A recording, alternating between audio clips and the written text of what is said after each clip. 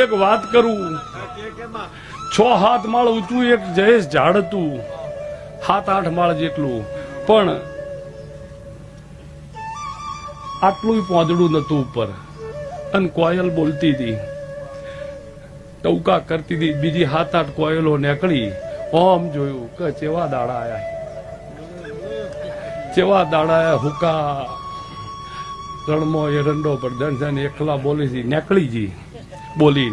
પણ પેલી એની બેનપણી હોય એટલે પાછી ભેળી તો થાય જ ને. એટલે ફેર જઈને ભેળી થઈ કે ઘણા ખરાબ દાડા આયા છે.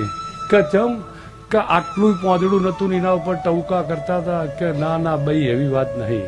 કે ચમ કે એક દાડો એ ઘટાદાર હતું ને એ દાડ મને એને આશરો આલ્યો હતો. એને મને આશરો આલેલો એ મારાથી ભૂલાતો નહીં. આ જે હુકું છે, કાલ ફરતો ફાગણ આવશે એ ફરીથી પોગર છે. વેળા ના ભૂલાય કમશી પંચો. પછી સુરેશ મેં બા એ ઝાડ કીધું ને હસ્યા. ના ના હસવાની વાત નથી, ગમત હતી, પણ ગનાને હતું કે મારાથી બીજું નહીં થાય.